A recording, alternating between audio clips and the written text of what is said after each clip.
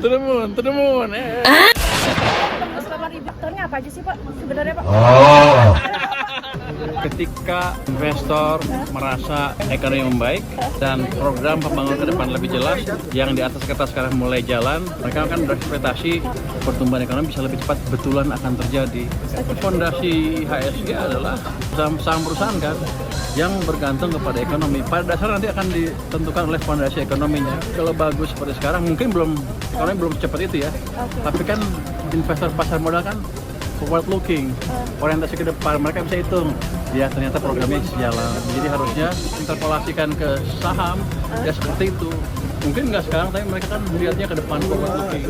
Ada beberapa yang gorengan, tapi yang lain juga kan naik juga kan. Kalau nggak ada optimisme di perekonomian, itu nggak akan naik ke 8.600.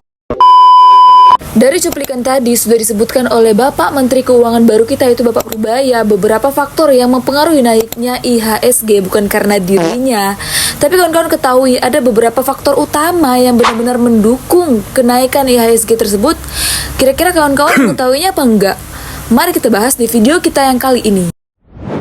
Halo semuanya, kembali lagi bersama kita di Bisik-Bisik seputar ekonomi. Nah, di segmen kita kali ini kita akan membahas sesuatu yang viral. Apa sih itu Kak Siti? Dan dimana dalam beberapa minggu terakhir ini, pasar keuangan Indonesia itu kembali menjadi sorotan nih. Indeks harga saham gabungan atau IHSG menunjukkan tren kenaikan yang cukup signifikan. Fenomena ini membuat banyak investor bertanya, apakah penyebabnya? Apakah ini hanya momentum sesaat atau sinyal penguatan ekonomi Indonesia di masa depan? Nah, di dalam video kita kali ini, kita akan membahas faktor utama yang mendorong kenaikan indeks harga saham gabungan, termasuk peran FDI, geopolitik, suku bunga, dan stabilitas ekonomi. Mari kita bahas lebih dalam.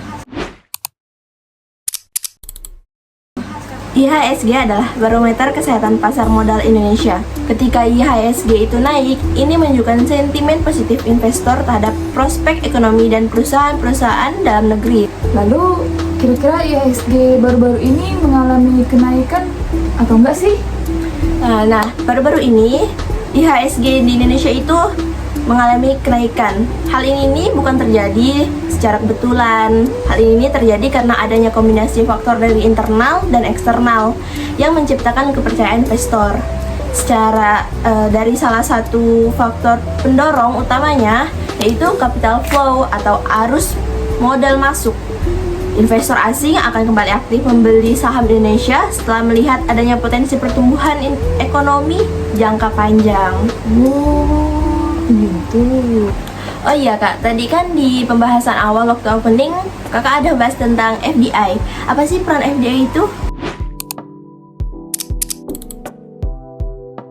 Nah, sini aku kasih tahu. FDI atau penanaman modal asing punya pengaruh langsung pada pasar saham. Ketika investasi asing meningkat, perusahaan terutama sektor energi, pertambangan, teknologi, dan manufaktur memperkuat ekspansi bisnis dan mencatat kinerja keuangan yang lebih baik. Juga investor melihat hal ini sebagai peluang, sehingga permintaan atas saham emiten tersebut meningkat dan mendorong indeks harga saham gabungan naik. Menurut laporan, pada kuartal ketiga 2025, realisasi FDI Indonesia tercatat 212 triliun.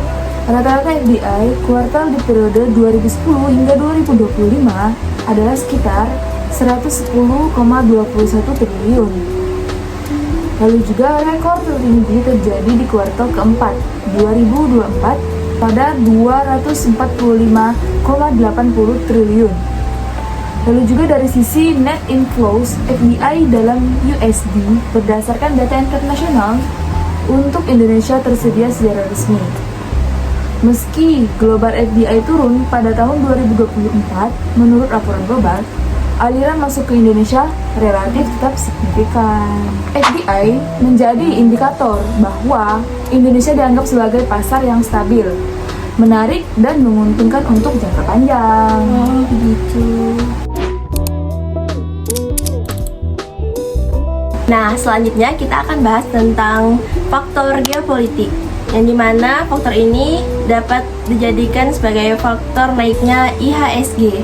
Situasi geopolitik global seringkali menentukan kemana aliran investasi bergerak di tengah ketidakpastian global, mulai dari perang, konflik dagang, hingga krisis supply chain. Menurut laporan global pada tahun 2024, FDI di dunia menurun sekitar 11% akibat ketidakpastian geopolitik dan ekonomi global.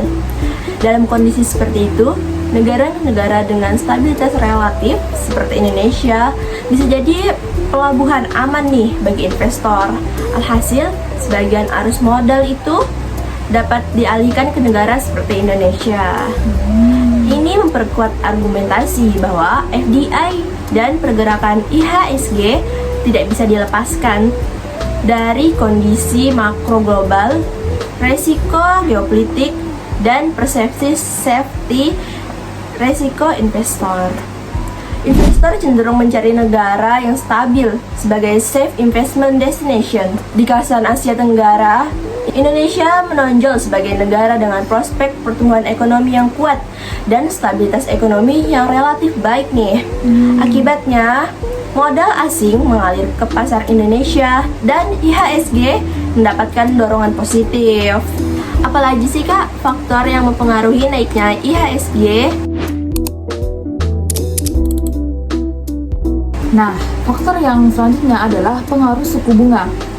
Suku bunga adalah variabel paling sensitif dalam dunia investasi. Ketika suku bunga acuan stabil atau turun, investor lebih tertarik masuk ke pasar saham karena return dari aset beresiko menjadi lebih menarik dibandingkan instrumen safe haven seperti obligasi dan deposito. Dalam beberapa bulan terakhir, keputusan kebijakan moneter memberikan sinyal yang cukup positif.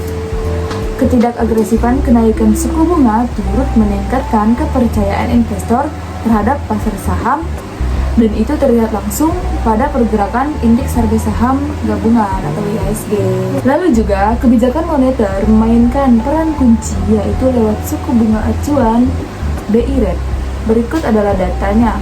Per Agustus 2025, BI rate dipangkas menjadi 5,00%.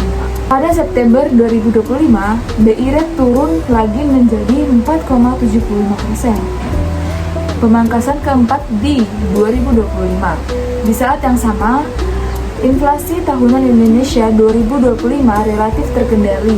Contohnya, pada Oktober 2025, inflasi tercatat 2,86%. Nah, kenapa sih hal ini nih menjadi dampak ke IHSG? Kenapa bisa begitu? Suku bunga rendah membuat obligasi atau deposito kurang menarik investor, cenderung mencari return lebih tinggi di saham. Lalu juga inflasi terkendali menjaga daya beli dan stabilitas ekonomi jangka menengah. Jadi suasana makro menjadi kondusif untuk investasi terutama saham. Memang ada korelasi ketika BI rate turun, IHSG naik, seperti peristiwa September 2025 ketika IHSG sempat menyentuh level tertinggi setelah BI menurunkan suku bunga.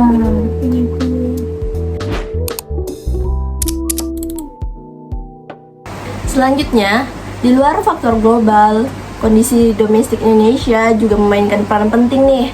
Stabilitas ekonomi nasional, baik dari sisi pertumbuhan PDB, inflasi yang terkendali, hingga surplus neraca dagang memberikan rasa aman kepada investor. Apa sih Kak yang terjadi ketika fundamental ekonomi kuat? Nah, ketika fundamental ekonomi menjadi kuat, pasar saham mendapatkan dukungan berkelanjutan, investor percaya earning perusahaan akan tetap solid, sehingga tidak ragu nih dalam membeli saham kita. Begitu. Jadi, kenaikan IHSG saat ini bukan kebetulan. Ini merupakan kombinasi dari arus FDI, stabilitas geopolitik, kebijakan suku bunga, dan kekuatan fundamental ekonomi Indonesia. Namun, penting untuk diingat, pasar saham bersifat dinamis.